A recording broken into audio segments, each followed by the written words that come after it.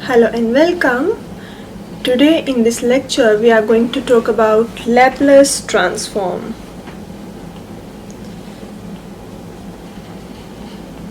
About Laplace transform. This is our new chapter, Laplace transform. Okay.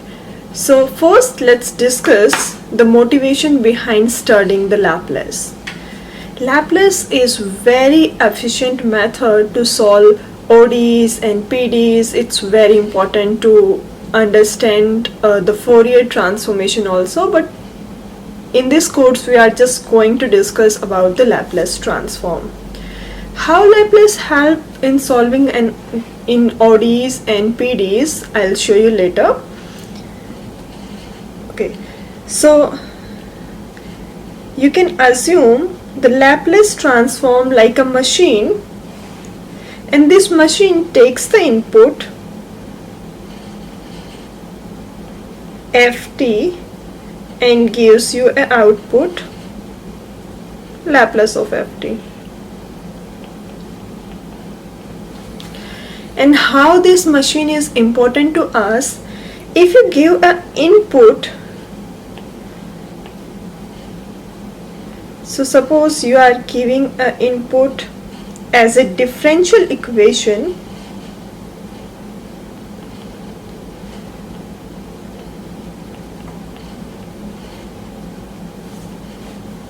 the output which you get is an algebraic equation.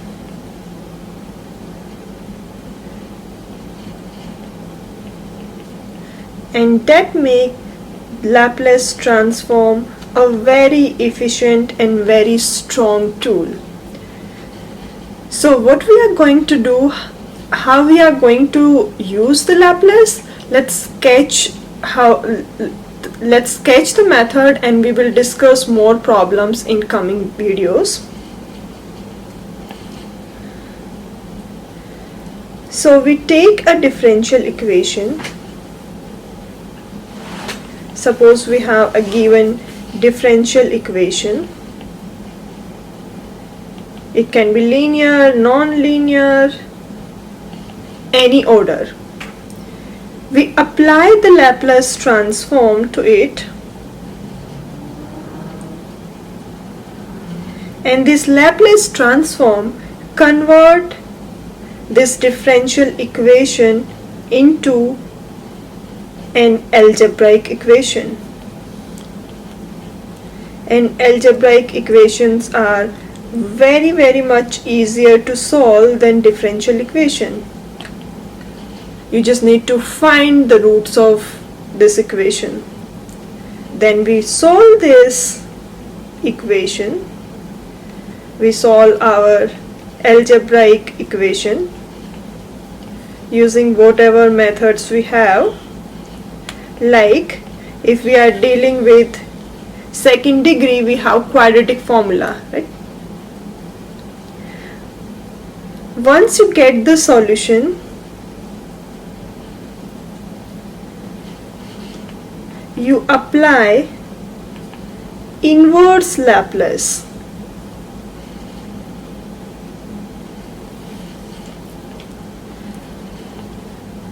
So when you applied, so suppose the differential equation was in terms of xt. You applied your Laplace, you got your algebraic equation in terms of xs, capital X. You solved it algebraically to find out the value of xs. You apply your Laplace inverse and you will get your xt back.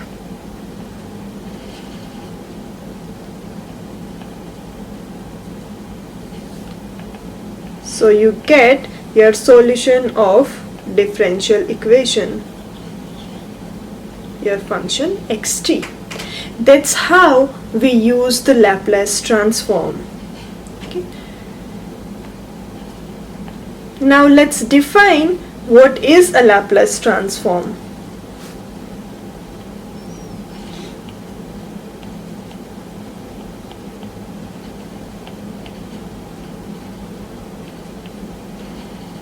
Okay, before going into definition, let's fix some notations.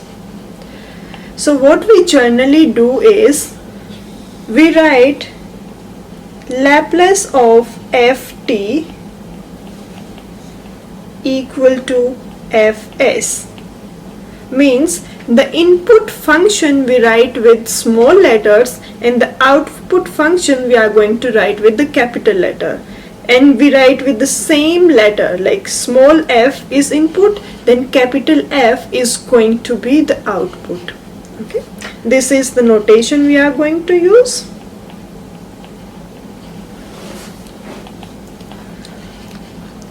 Okay, so let's define the Laplace transform. So given a function ft for t greater or equal to 0, we define Laplace transform of ft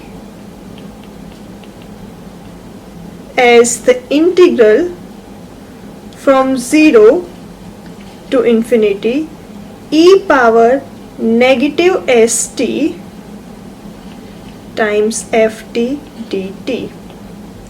Now we are taking the integral with respect to t, so our output function is going to be in terms of s, and we denote that by capital F.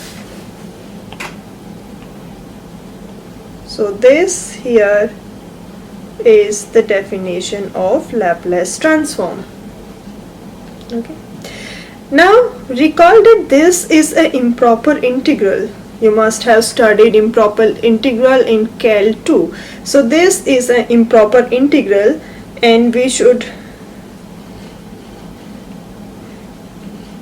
while calculating the improper integral, evaluating the improper integral, we treat it like b going to infinity integration from a to b ft dt.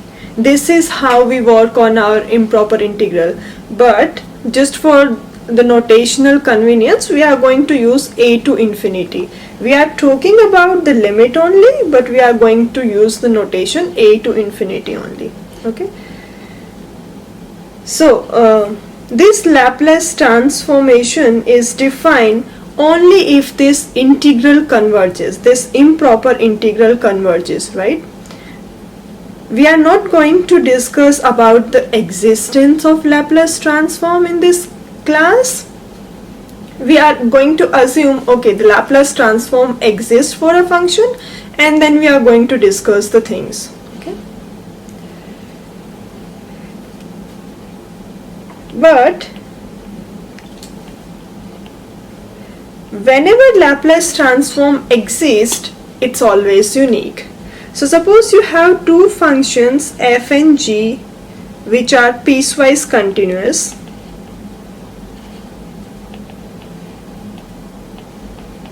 and their Laplace transform exists and is equal. So we are saying Laplace of f is same as Laplace of g.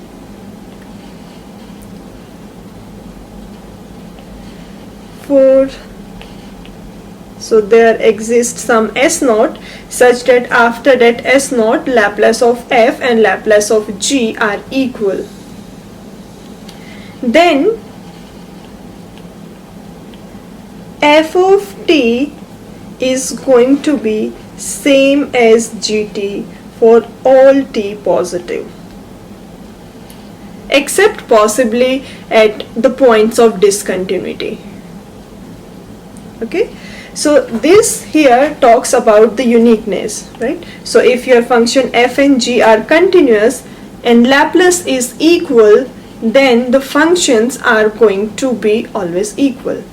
It means the Laplace of function is like corresponding to the Laplace transform, there is only unique single associated function. Okay, so let's define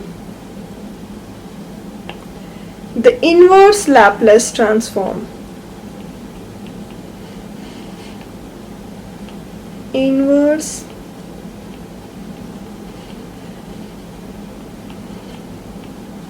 Laplace transform, because the procedure we discussed, we need Laplace and inverse Laplace, right? Both. So let's discuss what is inverse Laplace.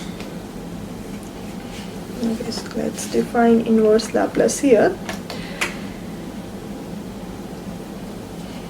So suppose you have you have a function fs. Suppose you have a function fs and we want to find ft such that if we take the Laplace of ft, we get fs, right? If we take the Laplace of ft, we get our fs. And this uniqueness theorem tells us that this ft, such an ft, is going to be unique. So we can define our Laplace inverse. So we define Laplace inverse of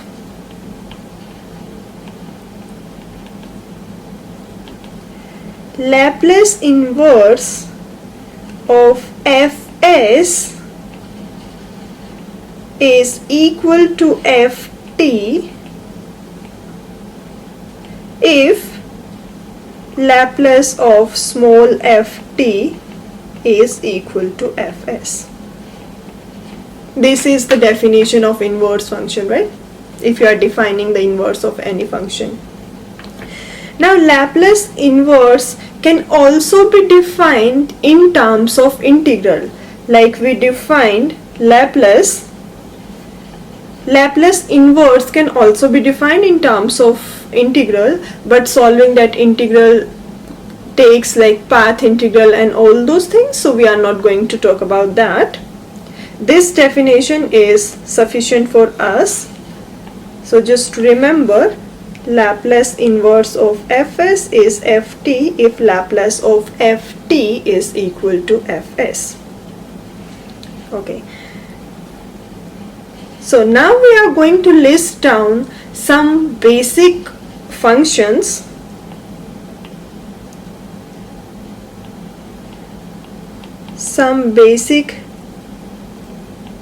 Laplace transform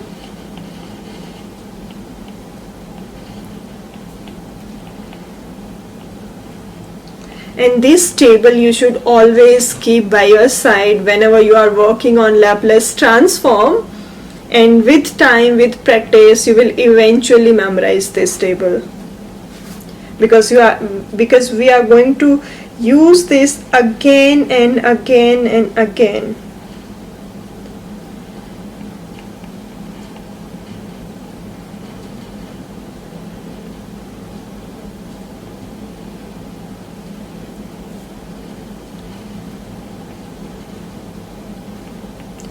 Laplace transform of constant function, we are going to prove some of these bits and others you can verify similarly.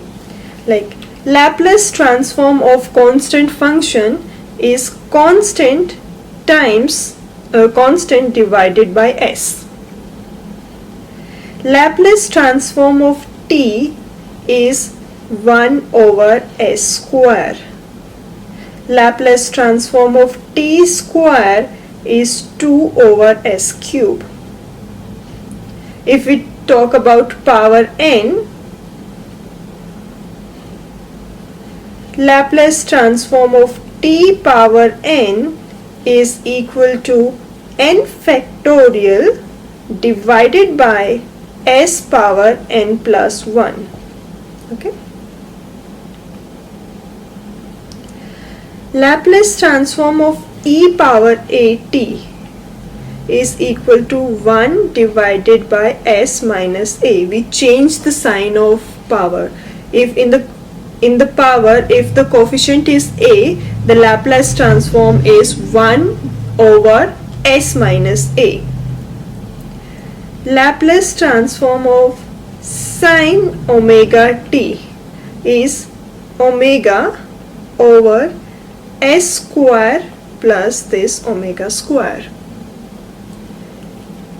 If we have discussed sine, let's discuss cosine also. For cosine, numerator is s and the denominator is same as sine. Let's see hyperbolic functions also. So Laplace transform of sine hyperbolic omega t. So in this case, the only difference is for sine, the denominator is s square minus omega square, and same is for cosine.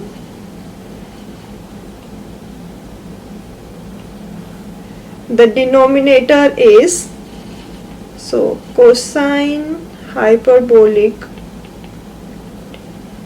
numerator is s and the denominator is s square minus omega square. Okay.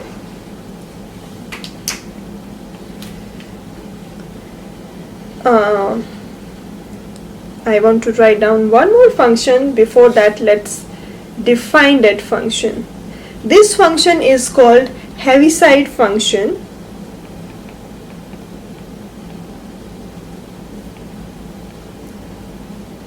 And when we will solve ODEs, and whenever you see a piecewise defined function, this Heaviside function is going to play a very important role. So this Heaviside function is defined as, we call it UT, some books call it HT also. This function is 0 if t is less than 0, and this function is 1 if t is greater or equal to 0. So basically the graph looks like this. This function is 0 till here, and at 0 onwards it's 1. This is our Heaviside function, and the Laplace transform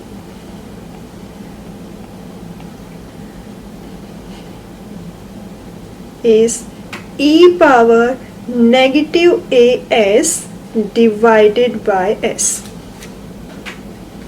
Okay. So in this lecture we will stop here. In the next video we are going to verify some of these, and you will see that verifying this property is not very hard. And okay, we'll stop here. Try to verify this, and in the next video we are going to work together to verify these properties. Bye bye. Take care.